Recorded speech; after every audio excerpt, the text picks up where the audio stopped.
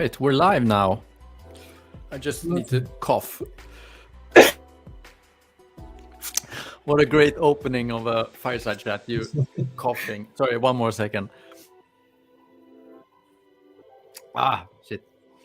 Almost All right. Sorry about that. No worries. So, how are things? What did you think about the workshop?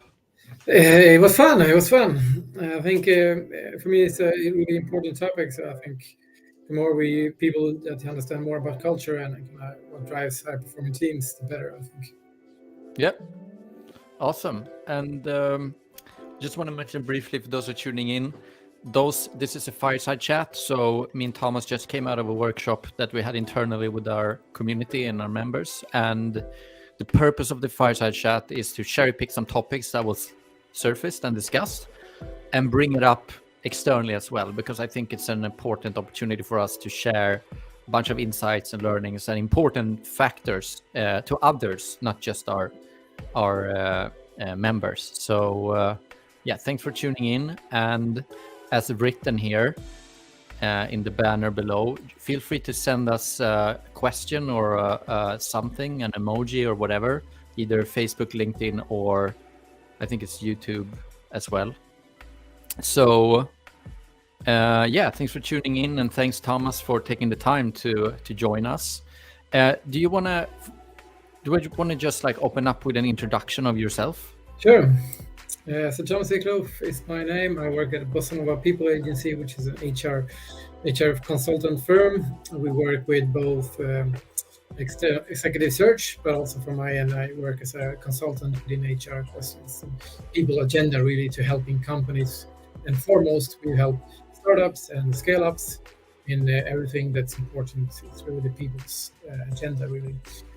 So we will talk about a bit more on the people plan and stuff like that. So for us, it's really important to be aware early on that having kind of the foundation for how to build your company is really important, and keeping your employees in the center of it, I think, is really crucial nowadays, especially, and in the future as well. Yeah, that's good. And like while on that topic, like everyone talks about culture. You're talking about culture today. What do you mean with culture, and why should anyone care? Yeah, pretty much. I mean, we know culture usually from on the country's perspective. I mean, Swedes are this, and Danes are that way, and the French are in certain ways, etc. So this is really, I think, is the easiest explanation for culture, and this is an aspect in companies as well. I think we all know, if we've been inside a company for a period of time, it's first when we really go in another domain, another company, that we understand the culture in a different context. So culture is really something that is deep down in the company, and it serves this in many very different ways. There's lots of models that can give you more insights into it, but really it comes down to kind of the behaviors that we see in the organization. So having a clear and conscious approach to building your culture is really important for creating a successful company, and a company where people really thrive and enjoy and can be themselves. So culture is kind of the foundation, I would say, for many of the people and businesses perspective, which is also you see in results and studies that companies with great culture really does a lot better than bigger mess. It's so fascinating how little this is covered in business literature, and business school. It's it's a very modern approach to what it means to run a business, and goes beyond the sort of like the notion of what gets measured gets done. Yeah. It's like, oh, this is beyond that. It's even more. But it's part of it as well, because what get measured is really, if you want certain behaviors, there is also a way to kind of, if you measure those behaviors, then you will see increase. So definitely it comes down to it. But I think many times, and especially today, when we see even the next generation coming out, is that they are even more aware of these circumstances, and it's more important for them to have fun and enjoying their life and enjoying the company they work for.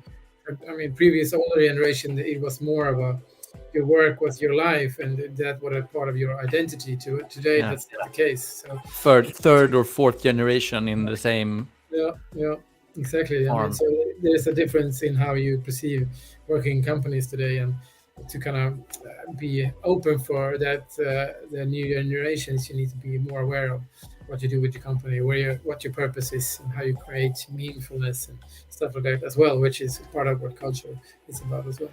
Yeah, so very little about salary. I mean, the salary is still kind of a base foundation, but if you make a few thousand more or less, I don't think that's going to be the key factor. More about people, how they can contribute to a bigger purpose, or how can they feel appreciated by your organization, the managers in your organization. So that's more important usually for people sticking in the long run.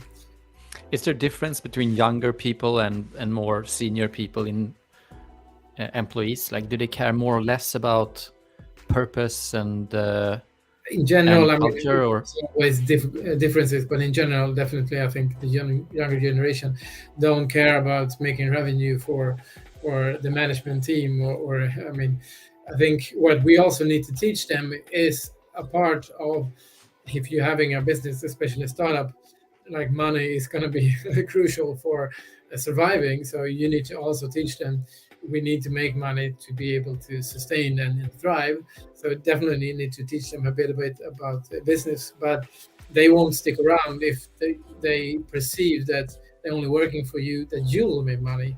Then they won't stick around. They will find something else where they probably can contribute and feel a bigger purpose. So yeah, I think it's a difference in the mindset. yeah. You talked a lot about psychological safety, and the term stuck with me.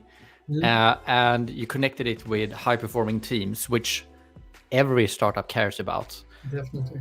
Do you want to just double-click on it for a second and tell us what you mean? And you referred to some studies as well. No, I mean, in general, the biggest name about psychological safety is Amy Edmondson, a Harvard researcher that kind of coined the concept, and she did a lot of studies on high-performing teams and tried to figure out what was the key factors for high-performing teams. And she really found that people were on board on teams where they were open to speak out. They weren't afraid of being humiliated or feeling negative consequences. So they were happy with sharing their mistakes, their concerns.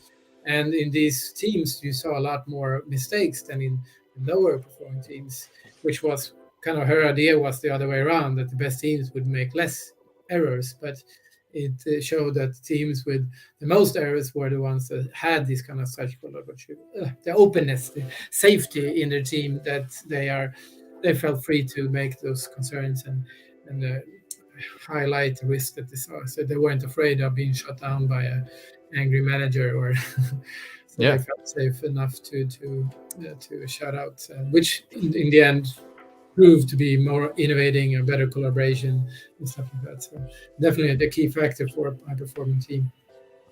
And another study that matter also a big, we got a big, a lot of talk about in the industry was the study from Google as well called Project Aristoteles, which showed they did a massive study of almost 200 teams, and they also did a lot of hypotheses and really found out it was the main factor, psychological safety, was being able to speak up and share your concerns without the fear of being humiliated or put down in some way. Okay, so the Google study came up with the same results, or they had some other factors as well, but it was definitely psychological safety that was by far the most critical aspect of creating that the high performance. Yeah.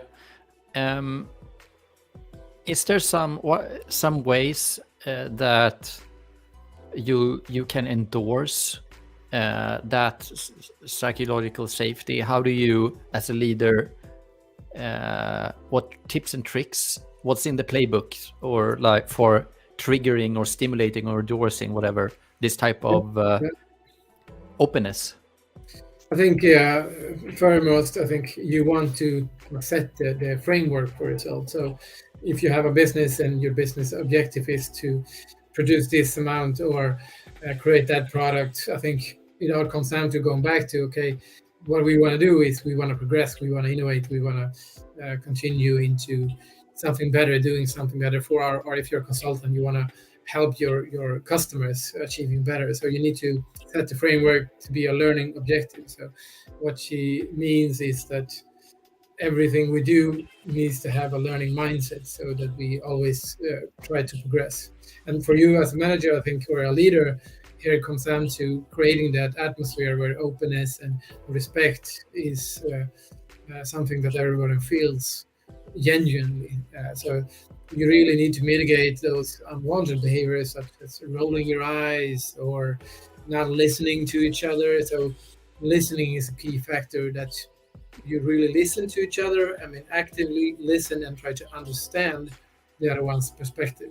So if you have an opinion of something and feel strongly about it, you're still open for another perspective and really want to understand what they're coming from, to because everyone needs to have the mindset that we're doing this to be better or create a better product or whatever. So the mindset is how can we make it better, and not how can I be valued more, or how can my opinions really showcase that they are more important than yours. So it's not about winning a debate, it's about creating a better solution or problem for it. So creating that kind of environment is really up to the leaders in your organization, and that can happen through many ways. I mean, in foremost, you need to ask about feedback more. So you as managers can always start asking more feedback about your performance and how well you're doing and stuff like that, and then hopefully that will mimic into the team, and they will give and ask each other for feedback in a greater sense, and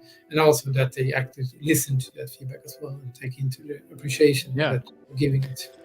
Another nice thing you mentioned was like the radical candor culture.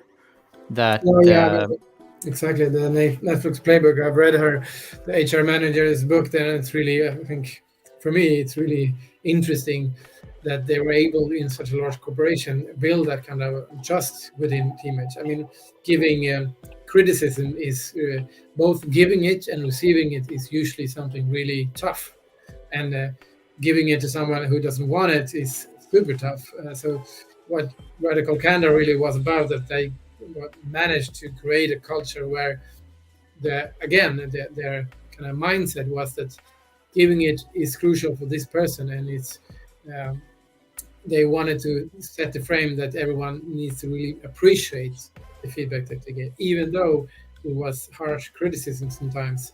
They were able to kind of, most of the times at least, see that it was a value, it was something helping me evolving as an individual. So being really honest and not too fluffy either. I think HR people in general tend to kind of overcomplicate things. I think it's, for me at least, being more honest and direct is much better than kind of putting things into cloudy, fluffy feedback.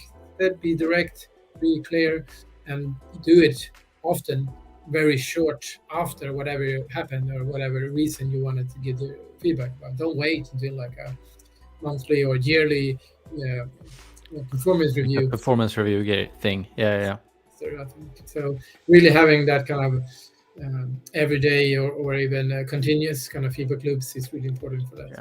So it's not like necessarily about the, correct me if I'm wrong, but it's not just about the way you provide feedback. It's also about building an environment where you should be respectful and comfortable enough with your colleagues that being super radical and clear about feedback without putting it in some type of like smooth environment, trying to like smoothen out the feedback. you can still like really much go down to the main points and like, okay, this can be improved, this can be improved, this is bad, this is good, without people feeling personally attacked or something like that. And I think one of the common examples that giving feedback and trying to fluff it about is there's a very famous model called the hamburger model or the sandwich model, which really comes to like giving something positive, giving the criticism, and giving the positive again to kind of ease it in, but it's just wrong. I think what people will only focus is on the critical side asset as well, so they won't listen to the positive. So if you have a criticism you want to give, you definitely need to learn how you want to communicate. You need to kind of set the context that the other person is listening and there is a calm situation. You don't want to give criticism in a situation where it's someone is feeling bad or someone is stressed or whatnot. Then it won't be listened to in the same sense you want. Got it. But that's definitely like really focuses in on like a key challenge when people are extremely stressed or like emotionally not in the best place. Sometimes you still need to deliver that feedback, but the feedback will not make any difference, because if you're not able to receive it and sort of digest it, then it's just noise and fun. So what and unfortunately in startup land, you're quite often in that situation where you're stressed or emotionally not in a best position. So what have you seen work? No, I think from what, because I completely agree. Sometimes you just give feedback instantly after a meeting or something like that, and most of the times it works. But if it's something really went bad or something like that, I think it's better to take a day or so, and then in another setting, set a meeting or a coffee or a break or something like that, where the person has the chance to kind of themselves learn a bit what happened and what went wrong. And then, different contexts and people, then I think it definitely is better to give the feedback in another setting, because you usually need to make time for that, because it will be more valuable. Because if you don't do it, then that's going to make it worse. But if you take it instantly, as you said, most of the time people won't be able to listen to the feedback and take it into consideration. Maybe while, but not there. Yeah, and then there's also like this imbalance of power and authority sometimes when you're giving that feedback. Yeah, you should improve this or blah blah blah. It's a very weird situation. But I find it valuable to, if I bring out like an empirical perspective from my own experience, is also being open to and reminding those you provide feedback to that, like, okay, what do you think I can improve? To just like level the field, and like this is not like a one-way conversation, or like everyone has challenges or needs to be areas of improvement. Like what? So I found that quite effective when it comes to like removing the tension of criticism.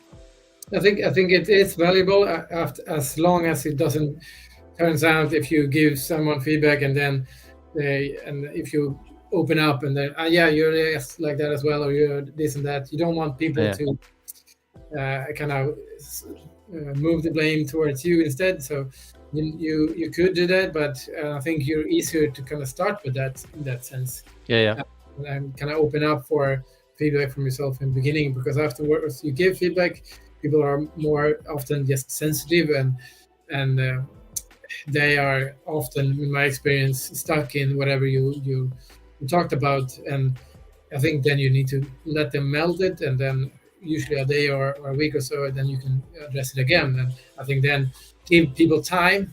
They will always, often the case, they will see the value in what you said. Instantly, maybe not. And what about one thing that also helps me like land my feedback sessions is, again, and that was mentioned in the workshop as well, like performance oriented, that it's already clear if it's a deviation from what was agreed or what was the plan. So the feedback is not coming out of nowhere. You don't have to like overemphasize on, like, it's just connected to like, okay, like I noticed this, or like how can we make the output better, or like, and connect it to the why, and like really zoom out on that. No. I don't know, is that like a part of the playbook, or what? Sorry, my computer shut down. Sorry, my computer. I didn't hear the last part. What was the question? No, so have you seen that being effective as well, in terms of like connecting it to the overall goals and Yeah, purposes definitely. I and the mean, why? I think that's why kind of OKRs is a successful model for, which is a goal setting model where you really have the kind of main objective in mind always. So definitely, I Yeah. think it's important to set where you're going and what you started from, to align it with how the person is evolving, and then why it's not going according to plan, because it could be many reasons, and you need to address the reasons, but you don't need to blame the reason completely. So Yeah. though there are reasons why this person is failing, or isn't succeeding in the same order that both of you expected, why is that, and how can you change it, and always go Yeah. back to the learning mentality there. So what do the person need to do differently to perform better then, and helping them. So you need, as a leader, giving them support they need as well. So how can you then support them in finding new ways of working, or whatever they need to change? Yeah. What about one thing that was brought up in the workshop, but also something that's super relevant for when it comes to culture and modern startups, where it's quite common that you have remote teams. Yeah. How do you preserve it and like define it, and like what kind of best practices / insights have you noticed? I think it's, first off, it's really hard. So it's definitely harder than a meeting in a physical place, but it's not impossible. I think it requires, first off, identifying who you are and what culture you want to create. So some companies do a lot of different happenings and try to involve teammates and across the globe in different, I mean, chats, different activities, coffees or lunches or after works or whatever it could be, to kind of find people where they can meet in common grounds and not only talk about work. So finding areas outside of work that can collaborate and make people get to know each other better, because otherwise, usually when you're in your work environment, you will focus on work, not so much about getting to know each other and I mean, who they are and why they're doing what they're doing. So I think getting those could be important for many companies, but not all. So I think it goes back to what you want to have for kind of company, and what is important for you. Because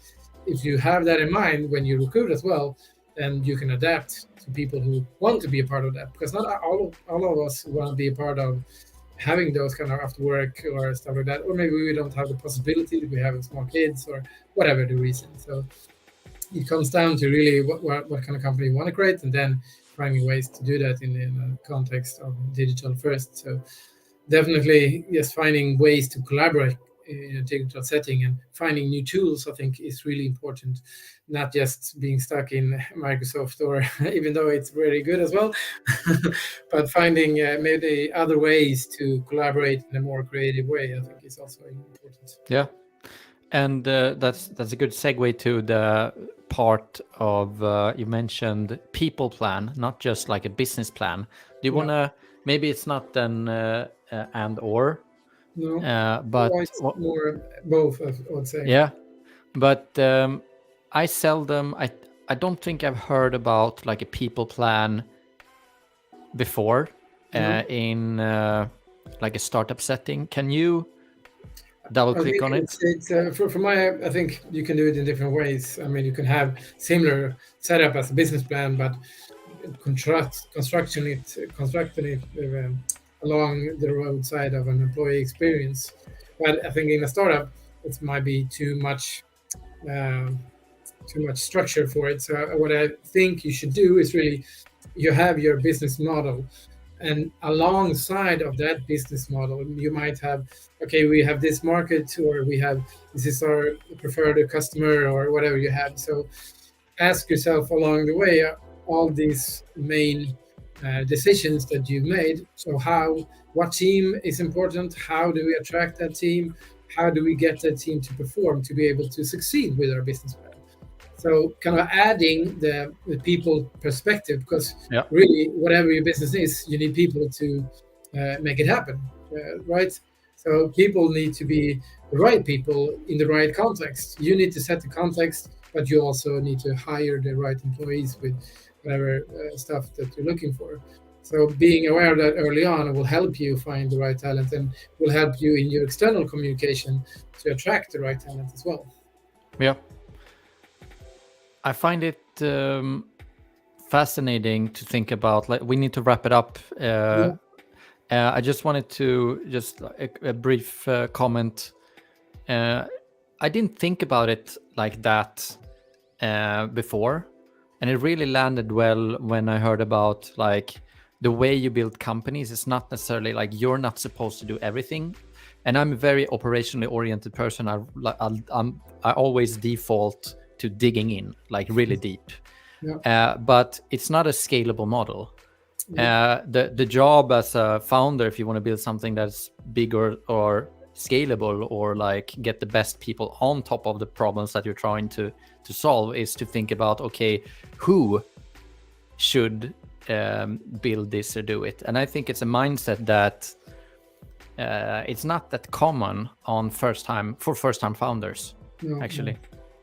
No, and I agree. I mean, I think we talked about it before about kind of bottlenecks and I think it's so common that you as a founder, and I mean, I've done it myself in the past, that you take on all the responsibility and you kind of progress and you want to keep moving the momentum and being sure that everything gets done the way that you have a mindset that it should be done. But really, that's definitely not a scalable model.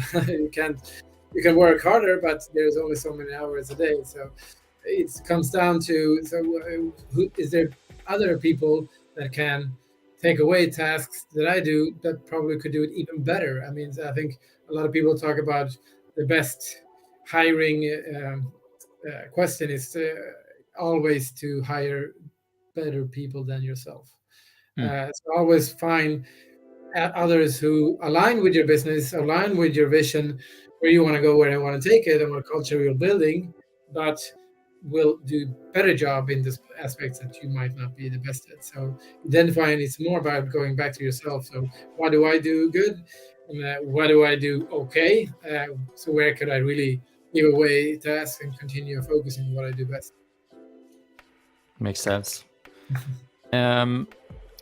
Last question before we wrap up, and it ties into what we just talked about. Like, the focus should be on the vision, and you leave the how to the employees. Do you want to share an opinion on it? I think for me, especially in the beginning, you have a clear idea what you want to achieve with your company. If you have a product, solution, whatever, you want to create something often impactful way in society or something. So that kind of vision is important because that is what attracts people to join you as well. And I think having that and communicating that and why it is important, then that will have people on board, but not then telling people then how you want to achieve that. That will only get people unmotivated and the feeling that they don't can take accountability, they don't have responsibility for whatever they're doing. So then you're kind of limiting what you can get from people. So you need to set the vision and guide people. So instead of telling them, okay, you should do this, you should do that, okay, how could you do it? Have a more coaching mentality yourself, and how can you assist them into fulfilling whatever they think they should. So more about changing your mindset into a coach and a facilitator, really, than serious. So wrapping things up, what like key takeaways do you want to share for people out there trying to build high performing teams and really get the best possible culture and execution team out there? Yeah, yeah. What's So I think definitely first identifying your culture. So every small business starts with your co-founders, and you as a team will set a culture regardless what you do. But you need to start when you are ready to onboard more people. You need to start to understand, so what are we doing that are successful for us, and in the long run, when we add more people, what would be the key successful factors, and you work from there. Start finding those behaviors, and especially focus on avoiding working against behaviors that opposes the culture you want. That's really more important, because that's often what you overlook, which is in turn create subcultures and negative behaviors you don't want to see. So identify and then work on the behaviors you want to see more of and the ones you see less of. And it ties with psychological safety as well, because for me, you are such a small team, your culture is nothing on your mind really, but having a high performing team is definitely something you should be concerned about early on. So how can you set that kind of environment? And through openness, through respectfulness, and showing yourself as a leader that you're open for vulnerability and giving trust to each other, and open for feedback and giving feedback in the same mental state that you want, and have the mindset that we're doing this to kind of progress. There's no one wants to shoot anyone else down. We just want to continue on the ideas we have and improve on them. I think would be a great start for a company. Yeah, that's awesome, Thomas. Thanks so much for taking the time, preparing for the workshop, joining me in this fireside chat, and for those who are tuning in, we'll be doing more of those. And how can people reach you? So please send me an email on Thomas, Thomas at Bossanova/PA.se, or you can give a shout probably to Sebastian as well, who will forward the details. Nice. Thanks. Hoping everyone has a good afternoon. I'll see you around, Thomas. Yeah, see you. Thanks so much. Thanks. See you. Bye.